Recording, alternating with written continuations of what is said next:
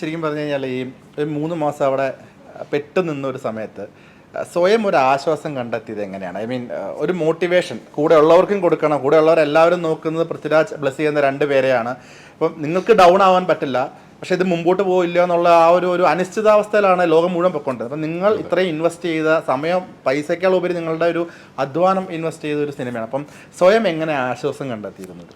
ഇത് ബ്ലസ് ചേട്ടനും ഞാനും ഞങ്ങളുടെ ഒരു സോളിറ്റ്യൂഡിൽ ഞങ്ങൾ രണ്ടുപേരും മാത്രമുള്ള അവസരങ്ങളിലാണ് നമ്മുടെ പേടികൾ പരസ്പരം കൈമാറുന്നത്. അല്ലാതെ ടീമിന് മുമ്പിൽ വരുമ്പോൾ ഒക്കെ ഓക്കെ ആണെന്ന് കാണിക്കാൻ പറ്റില്ല. ഇല്ല. പക്ഷെ ഒരു കാര്യം ഉണ്ടോ, കാരണം എനിക്കൊരു കാര്യം മനസ്സിലായത്, ഈ അവിടെ നമ്മൾ പെട്ടുപോയ സമയത്ത് എല്ലാവരും ഏറ്റവും കൂടുതൽ കൺസേൺഡ് ആയിരുന്നത് എന്നെക്കുറിച്ചാണ്. കാരണം ഞാൻ ഈ ഭക്ഷണം കഴിക്കാതിരിക്കുന്നു, ഞാൻ ഇത്രയും ശരീരഭാരം ഇത്രയും കുറച്ചിട്ടുള്ളൊരവസ്ഥയിലാണ്. അപ്പോൾ എല്ലാവരും ആക്ച്വലി എനിക്ക് 2 ദിവസം കഴിഞ്ഞപ്പോൾ എനിക്ക് മനസ്സിലായി എല്ലാവരും എന്നെ സമാധാനിപ്പിക്കുകയാണ്. പ്രൊഡക്ഷൻ ബോയ് വരെ വന്നിട്ട് ചേട്ടാ കുഴപ്പമില്ല ചേട്ടാ നമുക്ക് ശരിയാകാൻ മനസ്സിലായില്ല, എന്നെ സമാധാനിപ്പിക്കുകയാണ്. അപ്പോൾ പിന്നെ ഞാൻ ഡൗൺ ആയാൽ തീർന്നു. അപ്പോൾ പിന്നെന്താ വെച്ചാൽ ഒരു അമേസിങ് ക്രൂ ആയിരുന്നു നമ്മുടെ. അവർ ബ്ലസ് ചേട്ടനും ഞാനും ഈ സിനിമയെ സ്നേഹിച്ചതുപോലെ തന്നെ ഈ സിനിമയെ സ്നേഹിച്ച ഒരു വലിയ ക്രൂ, അവർക്ക് ഈക്വലി അവർക്ക് അവകാശപ്പെട്ടതാണ് ഈ സിനിമ. ഞാൻ അടുത്തിടയ്ക്ക് ഒരു ഇന്റർവ്യൂവിൽ പറഞ്ഞ പോലെ എനിക്കിപ്പോൾ ഈ ലൈം ലൈറ്റ് ഒക്കെ കിട്ടും, എൻ്റെ ഇന്റർവ്യൂ ഒക്കെ എടുക്കും, ബ്ലസ് ചേട്ടന് ലൈം ലൈറ്റ് കിട്ടും, ചീഫ് ടെക്നീഷ്യൻസ് ഓക്കെ. പക്ഷേ ഇതിനകത്ത് ഇത്രയും വർക്ക് ചെയ്തിട്ടുള്ള പ്രൊഡക്ഷൻ ബോയ്സ് ഉണ്ട്, നമ്മുടെ ക്രെയിൻ ഓപ്പറേറ്റേഴ്സ് ഉണ്ട്, നമ്മുടെ ട്രാക്ക് ആൻഡ് ട്രോൾ തള്ളിയവരുണ്ട്, ലൈറ്റ് ബോയ്സ് ഉണ്ട്. അവരുടെയൊക്കെ പേരുകൾ എൻ്റെ ഒരു സ്ക്രോളിംഗ് ടൈറ്റിൽസിൽ പെട്ടെന്ന് ഇങ്ങനെ പോവുകയുള്ളൂ. പക്ഷെ അവരുമൊക്കെ നമ്മൾ അനുഭവിച്ചത് അതുപോലെ തന്നെ അനുഭവിച്ച ആൾക്കാരാണ്. അവർക്ക് ഈക്വൽ ഓണർഷിപ്പ് ഉണ്ട് ഈ സിനിമയിൽ. ശരിക്കും പറഞ്ഞാൽ ഇങ്ങനെ ഒരു സിനിമയ്ക്ക് മ്യൂസിക് വളരെയധികം പ്രാധാന്യപ്പെട്ടതാണ്. AR റഹ്മാൻ അദ്ദേഹമാണ് ചെയ്യുന്നത്.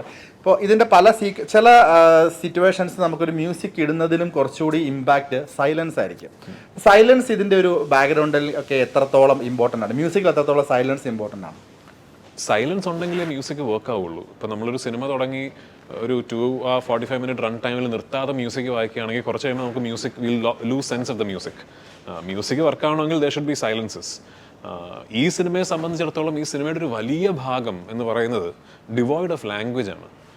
ഇയാളുടെ നാട്ടിലുള്ള ചില ഫ്ലാഷ് ബാക്സ് ഒഴിച്ചു നിർത്തിയാൽ ഈ സിനിമയുടെ ഭൂരിഭാഗം പോർഷൻസും ഭാഷയില്ലാത്തൊരു സിനിമയാണത്. അതിൽ തന്നെ ഒരു മേജർ 80% ഈ മനുഷ്യൻ്റെ സോളിറ്റ്യൂഡ്, മരുഭൂമി, കാറ്റ്, മൃഗങ്ങൾ, ഇത്രയൊക്കെ ഉള്ളൂ. അപ്പോൾ അവിടെ മ്യൂസിക്കലി അതിനെ ട്രീറ്റ് ചെയ്യാന്ന് വെച്ചാൽ ഒരു ചലഞ്ചിങ് ആയിട്ടുള്ളൊരു ടാസ്ക്കാണ്. ഏറ്റവും എളുപ്പത്തിൽ നമുക്ക് മ്യൂസിക് വായിച്ചങ്ങ് നിറയ്ക്കാം ത്രൂ ഔട്ട്, മനസ്സിലായില്ലേ? പക്ഷെ അതല്ല സിനിമയ്ക്ക് ചെയ്യേണ്ടത്. എങ്ങനെ മ്യൂസിക്കിനെ എങ്ങനെ ഒരു ക്യാരക്ടർ ആക്കാം, from which perspective should music be coming from. ഇതിൽ ഭയങ്കര രസമാണ് എന്തായാലും ചെയ്തിരിക്കുന്നുള്ളത്. Re recording is magic. കാരണം ചില ഏരിയാസിൽ ഒരു ദൈവത്തിൻ്റെ പെർസ്പെക്റ്റീവിലാണ്, like almost like the God is taking care of. ചില പെർസ്പെക്റ്റീവിൽ ഈ പ്രൊട്ടാഗണിസ്റ്റിൻ്റെ പെർസ്പെക്റ്റീവിലാണ്, ഇയാളുടെ ഉള്ളിലുള്ള കോൺഫ്ലിക്റ്റാണ് മ്യൂസിക്. ചില അവസരങ്ങളിൽ ഡയറക്ടോറിയലിയാണ് മ്യൂസിക് മൂവ് ചെയ്യുന്നത്. അത് ഏത് ഘട്ടത്തിൽ എങ്ങനെ വേണമെന്ന് തിരിച്ചറിയാൻ സാധിക്കുകയും അതിനനുസൃതമായ സ്കോറുകൾ കമ്പോസ് ചെയ്യാൻ സാധിക്കുകയും പറയുന്നിടത്താണ് AR റഹ്മാൻ എന്ന ജീനിയസ്. ബ്യൂട്ടിഫുൾ വർക്കാണ് ആക്ച്വലി.